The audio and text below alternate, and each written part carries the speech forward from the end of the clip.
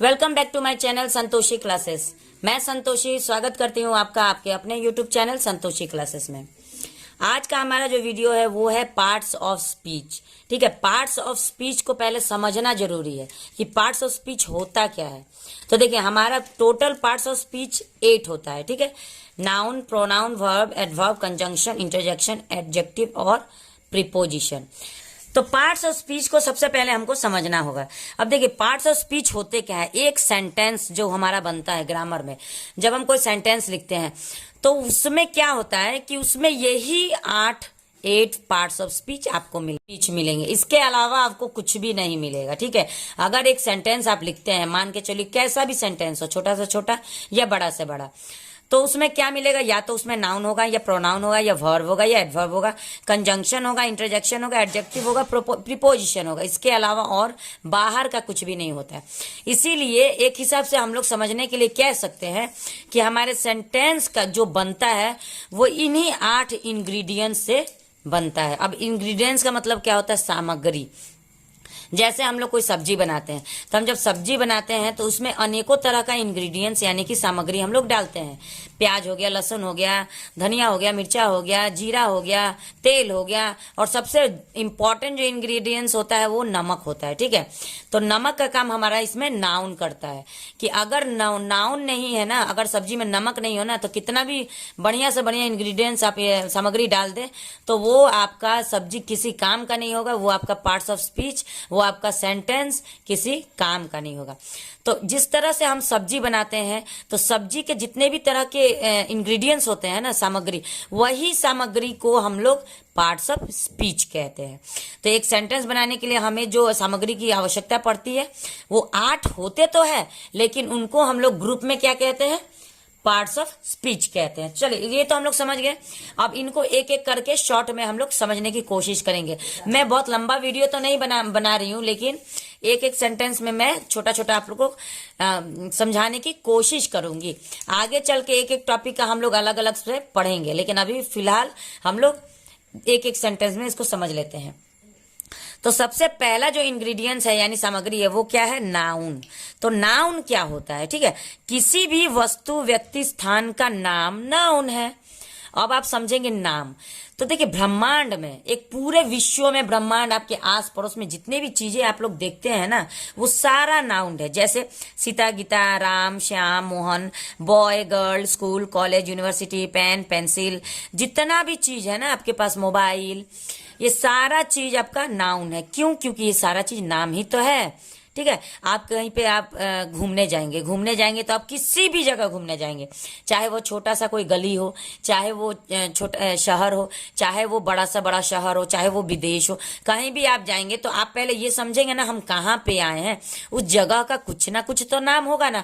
तो नाम क्या है? नाउन है। अगर हम किसी वस्तु को देखते हैं कि चलिए, अगर कोई वस्तु है, जैसे पेन है, पेंसिल है, चेयर है, टेबल है, अलमीरा है, मिरर है, और शार्पनर है, रबड़ है, ये जितने भी वस्तु है ना, चीजें हैं, थिंग्स है ना, ये सारे का भी तो कुछ ना कुछ नाम होता है। हम अपने हाथ में, अभी मेरे हाथ में ये पेन है, ठीक है, तो मैंने क्या कहा, आपने कैसे पहचाना कि ये क्या है? तो इसको मैंने पेन नाम दे दिया। ठीक है, तो ये जो पेन इसका नाम है ना, यही तो नाउन है। ठीक है, तो पेंसिल भी एक नाउन है, रबड़ भी एक नाउन है। हम किसी से कोई चीज मांगे कि मुझे रबड़ दो, आप कैसे समझ लिए कि वो क्या मांग रहा है, और आप उसको रबड़ ही दे देंगे, तो आप कैसे समझ लेंगे? क्योंकि उसने उसका नाम ही तो लिया है। तो नाम क्या है? वो भी एक नाउन है। ठीक है, अब क्या है कि व्यक्ति। अब हम खुद एक नाउन है। मैं अभी संतोषी आपको पढ़ा रही हूँ, ठीक है, आप किसी ना किसी नाम के व्यक्ति वीडियो को देख रहे होंगे, तो आपका भी नाम नाउन है, मेरा भी नाम नाउन है। अब हम लोग, मैं एक औरत हूं, तो औरत भी एक नाउन है। आप जो देख रहे होंगे, कोई मर्द देख रहा होगा, कोई बच्चा देख रहा होगा, तो बच्चा भी एक नाउन है, मर्द भी एक नाउन है। तो नाउन को हम लोग एक वर्ड में अगर समझने की कोशिश करेंगे ना, तो in one word I can say the things that you can feel, you can see and you can touch are noun. This is the short definition of noun. Okay, किसी भी चीज को अगर हम देख सकते हैं, फील कर सकते हैं, छू सकते हैं, वो सारी चीजें हमारे नाउन कहलाते हैं। अब दूसरा नंबर में हमारा आता है नाउन। तो क्लियर हो गया कि ब्रह्मांड के जितने भी नाम है वो सारे नाउन है। प्रोनाउन हम कहाँ पे यूज करते हैं? नाउन के स्थान पे जो लगे, यानी कि जो वर्ड लगे नाउन के स्थान पे, उसे हम प्रोनाउन कहते हैं। अब जैसे कि देखिए, हम लोग कोई बात बोलते हैं कि राम स्कूल जाता है, राम खाना खाता है, राम कपड़े पहनता है, राम सोता है, राम उठता है, राम नहाता है, राम नाचता है। ये सारे चीजों में एक कॉमन चीज हमने क्या कही? राम। क्यों? क्योंकि ये किसी एक व्यक्ति के बारे में हम लोग बात कर रहे हैं। तो बार बार नाउन राम बोलना, बार बार राम बोलना ना, ये जरूरी नहीं होता, ठीक है। तो इसीलिए हम लोग राम की जगह पे एक पार्ट्स ऑफ स्पीच लगाते हैं जिसको हम लोग कहते हैं प्रोनाउन, ठीक है। तो प्रोनाउन में हम क्या क्या लगा सकते हैं? ही, शी, इट, दिस, दैट, ये सारे हमारे प्रोनाउन आते हैं। ही हम क्यों यूज करते हैं? अगर किसी लड़के के बारे में बात हो रही, जैसे राम के बारे में बात कर रहे हैं, वहां पे हम ही लगाएंगे। अगर हम किसी लड़की के बारे में बात करें, जैसे सीता, गीता, शालिनी, मोहिनी, और जितने भी गर्ल्स के नाम होते हैं, ज्योति, जितना भी, मतलब मान के चलिए, एक हम एग्जाम्पल बता रहे हैं, जितने भी लड़कियों के नाम होते हैं, जितने भी स्त्रीलिंग होते हैं, चाहे वो औरत के नाम हो, चाहे वो लड़कियों के नाम है, वो सारे में हम प्रोनाउन की जगह पे शी लगाएंगे, ठीक है। ही नहीं लगेगा, शी लगेगा। इट, इट जो प्रोनाउन हम लोग यूज करते हैं वो किसी वस्तु के लिए होता है, किसी थिंग के लिए होता है, किसी चीज के लिए होता है। और दिस और दैट, वो भी हम लोग किसी चीज के लिए यूज करते हैं।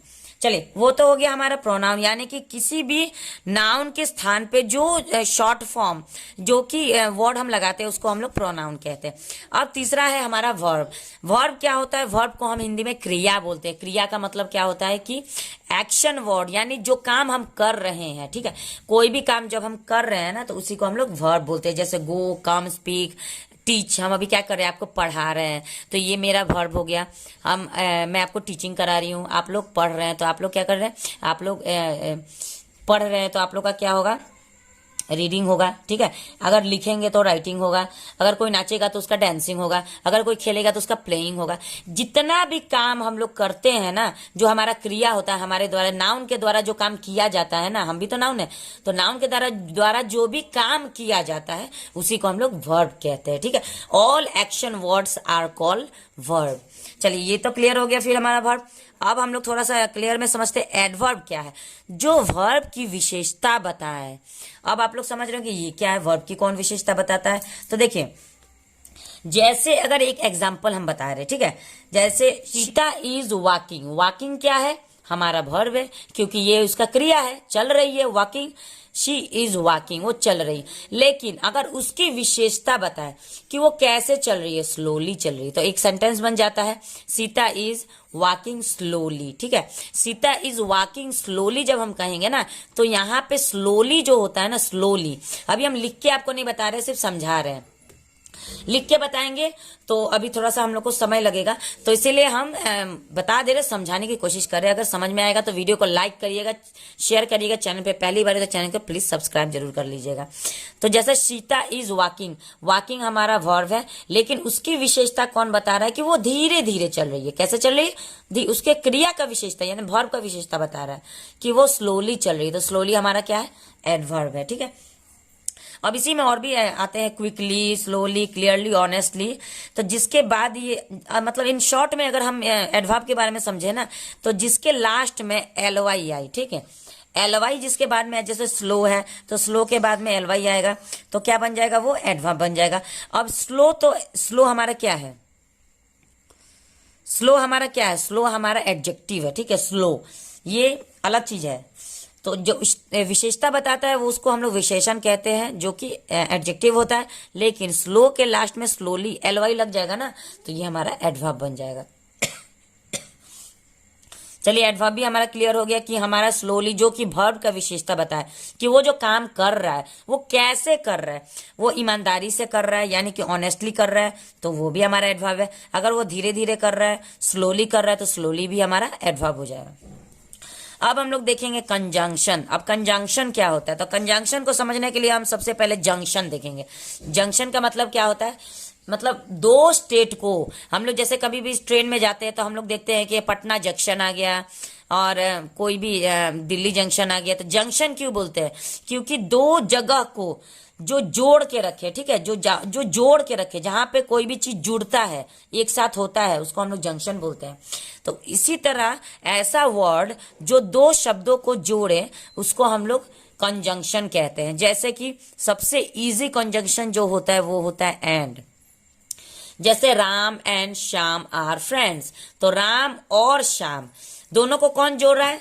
एंड जोड़ रहा है। तो एंड जो है वो हमारा कंजंक्शन है। तो इन शॉर्ट में इसको समझ लीजिए कि जो दो वर्ड को जोड़े, दो सब्जेक्ट को, दो नाउन को अगर जोड़ देता है ना, जहां पे भी जुड़ने का बात आ जाएगा तो वो हमारा कंजंक्शन हो जाएगा।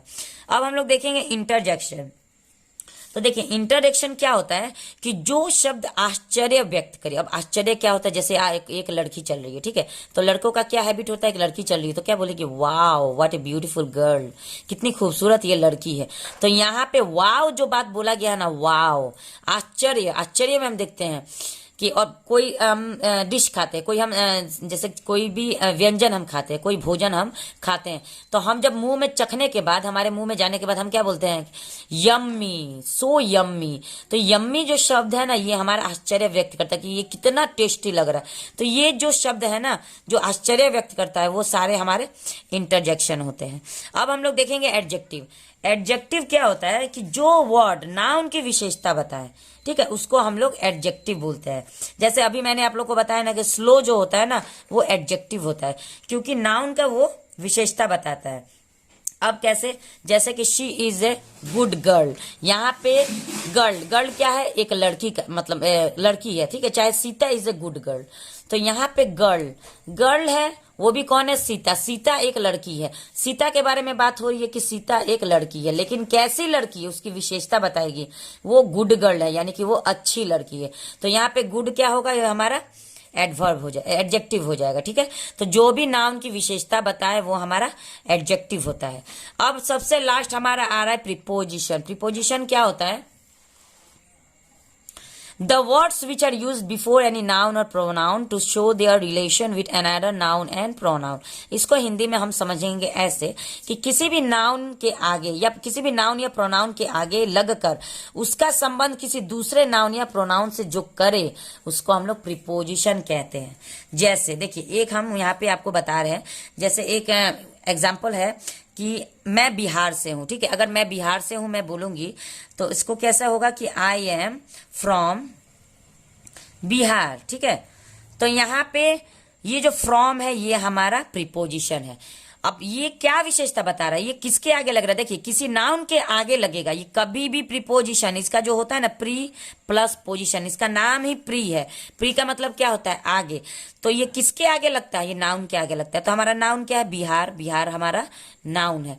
तो नाउन के आगे लगेगा वही हमारा प्रीपोजिशन होता है। लेकिन ये इस लगा तो है इसमें, लेकिन ये विशेषता किसका बता रहा है? मेरा विशेषता आई, कि मैं कहां से हूं? मैं बिहार से हूं। अगर आप यहाँ पे इसको हटा देते, ठीक है, इसको हटा देते, I am Bihar, I am Bihar, तो यहाँ पे मैं बिहार हूं, मैं बिहार हूं। ये सही है? नहीं, बिल्कुल नहीं, ये absolutely wrong, this is absolutely wrong. मैं बंगाल से हूं, नहीं, ये भी गलत है। इसमें हम लोग क्या करते हैं? अगर आप ऐसे सेंटेंस लिख दिए, आपको बोलना है कि मैं बिहार से हूं, लेकिन आपको नहीं पता है कि प्रीपोजिशन हमको कैसे लगाना है, यहाँ पे कौन सा प्रीपोजिशन लगेगा। आप बोल रहे हैं आई एम बिहार, तो इसका तो अर्थ गलत हो जाएगा ना। आप बोलेंगे मैं बिहार हूं, नहीं, ये गलत है। तो यहाँ पे आपको प्रीपोजिशन क्या लगाना है? आई एम फ्रॉम बिहार, ठीक। तो यहाँ पे फ्रॉम हमारा प्रीपोजिशन हो जाता है, जो हमारी विशेषता बता रहा है कि हम कहाँ से हैं। तो ये हमारा विशेषता, हमारा संबंध बता रहा है, हमारा रिलेशन बता रहा है। तो चलिए आज के वीडियो में इतना ही। मैंने शॉर्ट में आप लोगों को पार्ट्स ऑफ स्पीच के बारे में समझाया। अगर आपको वीडियो अच्छा लगे तो प्लीज वीडियो को लाइक करें, शेयर करें। चैनल पे पहली बार है तो चैनल को प्लीज सब्सक्राइब करें और वीडियो को लाइक करना ना भूले। वीडियो को लाइक करते हैं तो वीडियो आगे बढ़ती है, यूट्यूब रिकमेंड करता है, नहीं तो वीडियो आगे नहीं जाएगी, तो फिर हम लोग का भी मेहनत बर्बाद है और फिर आप लोग भी पढ़ नहीं पाएंगे। तो वीडियो को लाइक करिए। और इसका मैं और पार्ट टू पार्ट नाउन का अलग, प्रोनाउन का अलग, ऐसा करके वीडियोस लेके आऊंगी। तो प्लीज चैनल को सब्सक्राइब कर ले, बेल आइकन भी दबा ले, ताकि आप लोग को सबसे पहले नोटिफिकेशन मिलता रहे। मिलते हैं नेक्स्ट वीडियो में, तब तक thanks for watching my video.